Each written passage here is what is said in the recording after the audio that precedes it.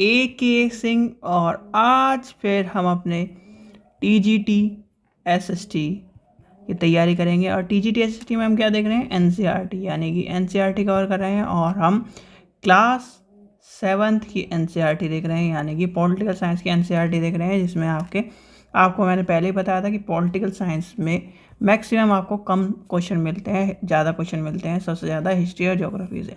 ठीक है, तो छोटे छोटे चैप्टर आपको देखने को मिलेंगे। पॉलिटिकल साइंस में ज़्यादा क्वेश्चन नहीं होते, 1 या 2 क्वेश्चन आपको पूरे चैप्टर में देखने को मिलता है।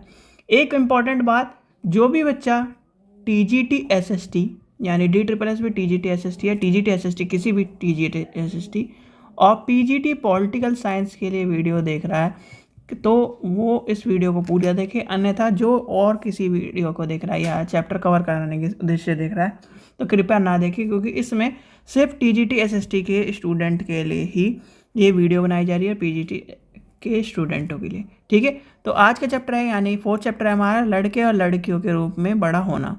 ठीक है, लड़के और लड़कियों के रूप में बड़ा होना का उद्देश्य आपका इस चैप्टर से ये है, देखो कहीं ना कहीं लड़के और लड़कियों का बड़ा होना कहीं ना कहीं अलग अलग रूप में माना जाता है। आपने जो क्या आपने B.Ed कंप्लीट करी होगी तब भी आपने देखा होगा कि लड़कियों के जो बदलाव हैं, लड़कों के बदलाव हैं, और जो बाल्यावस्था होती है और जो क्या है शैशवावस्था होती है, ये कहीं ना कहीं अलग अलग परफॉर्म करती है हमारे लड़के और लड़कियों भी। ठीक है, और फिर आपकी क्या है जो जिसे कहा जाता है तूफान की अवस्था। तूफान की अवस्था किसे कहा जाता है, कमेंट सेक्शन में बताइए, क्योंकि ये साइकोलॉजी में आपसे पूछा जाता है। ठीक है, अब जब एक कॉन्सेप्ट आता है कि लड़कियां यानी कि लड़कियों में क्या है पहले डेवलपमेंट होता है, लड़कों में बाद में डेवलपमेंट होता है, लड़कियों में पहले चेंजेस होते हैं, लड़कों में बाद में होते हैं, तो कहीं ना कहीं उनके बड़े होने का जो प्रक्रिया है और जो यानी कि उनके रूप में बड़ा यानी कि बड़ा होना एक तरह से बदलाव भी आपको देखने को मिलते हैं। ठीक है, तो चलिए आज का, और कहीं ना कहीं समाज में हमारे जो समाज है वो लड़कों को और लड़कियों को कहीं ना कहीं अलग मानता आया है और मानता रहेगा, भले ही कहीं ना कहीं जितने भी क्या है हमारे जो कॉन्स्टिट्यूशन है, हमारे संविधान है, हमारे कहीं ना कहीं अधिकार हैं, उन्हें आज भी लड़कियों को कहीं ना कहीं अधिकारों से वंचित रहना पड़ता है। किस वजह से, कहीं ना कहीं जो पुरानी सोच है, कहीं ना कहीं पुरानी तरीके हैं, और कहीं ना कहीं जो नया दौर आ रहा है, नए दौर में भी आज़ादी का मतलब ये नहीं है यानी कि चाहे वो लड़का हो चाहे लड़की हो कि वो किसी के साथ गलत करे, यानी कि आप लड़के हो तो किसी के साथ गलत करो, वो आज़ादी नहीं होती।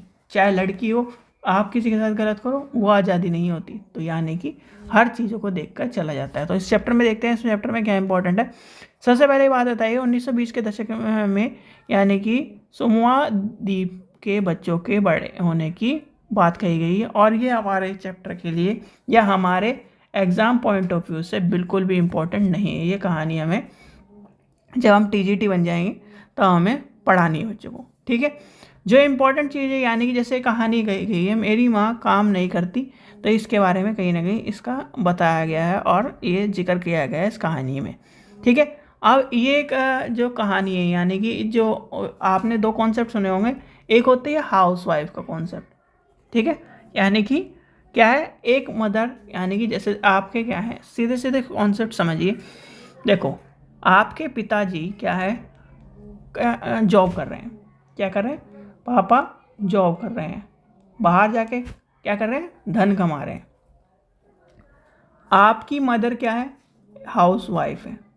ठीक है, अब हाउस वाइफ है, अब यानी कि PM जो होते हैं वो क्या करते हैं, वो इनकम का सोर्स ही तो देते हैं। और जो यानी कि जो बजट मंत्रालय है, बजट मंत्रालय का क्या काम होता है, बजट को कितना यूज़ करना है। तो आपकी मदर जो हाउस वाइफ है वो क्या है, आपके घर का यानी कि आपका एक तरह से वित्तीय मंत्री के रूप में आपको मानना चाहिए। क्यों, आपकी मदर ये तय करती है कि इसको इतने रुपए देने, तो क्या करती है तय कि कहीं ना कहीं पैसे को किस तरह मैनेज करना है, इस सामान को यहाँ लाना है, यानी कि मंथ में ये चीज़ें, तो कहीं ना कहीं आपने वो चीज़ देखी होगी। तो कहीं ना कहीं हाउस वाइफ भी कम नहीं है।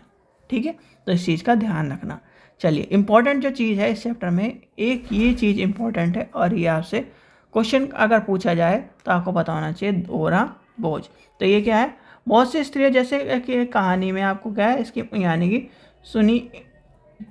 सोनाली की महा और यानी कि हरियाणा व तमिलनाडु की महिलाओं जिनमें शिक्षण के लिए घर के अंदर व बाहर दोनों जगह काम करती हैं, उसे प्राय महिलाओं के काम में दोहरे बोझ के रूप में जाना जाता है। तो आपको पता होना चाहिए दोहरे बोझ के रूप में किसे जाना जाता है, तो ये आपसे पूछा जा सकता है क्वेश्चन। ठीक है, आगे चलते हैं, आगे देखते हैं इसमें कौन सा क्वेश्चन इंपॉर्टेंट है। मैक्सिमम एक ही क्वेश्चन इंपॉर्टेंट है इस चैप्टर में पूरे, और तो सारी चीज़ें कहीं ना कहीं आपके पूरे ऐसी ही दी गई है, यानी कि कहानी के तौर पर। ठीक है, यानी कि दोहरे बोझ, देखभाल, अवमूल्यता, ये कहीं ना कहीं इसमें से इम्पोर्टेंट था आपका ये वाला कौन सा। ठीक है, चलिए, आशा करता हूँ आपको वीडियो पसंद आई हो। वीडियो पसंद आई तो लाइक करें, चैनल को सब्सक्राइब करें, वीडियो को ज़्यादा से शेयर करें। Thank you. और आपको एक चीज़ का ध्यान रखना है, जो पॉलिटिकल है, पॉलिटिकल में आपका जैसे मान लीजिए आपने क्लास 7th लिखी, यानी नोट्स बना रहे होंगे, क्लास 7th लिखी, चैप्टर नंबर 1 1 पॉइंट लिखा, 1 पॉइंट है तो 1 पॉइंट लिखा, फिर क्या है चैप्टर नंबर 2 1 या 2 पॉइंट जितने भी, इस तरह से लिखते चलिए। पॉलिटिकल के आपके 2 या 3 पन्नों में कंप्लीट हो जाएगा, बल्कि हिस्ट्री का और जो ज्योग्राफी है उसके ज़्यादा पन्ने वेस्ट होते हैं। ठीक है बच्चों, चलिए, थैंक यू।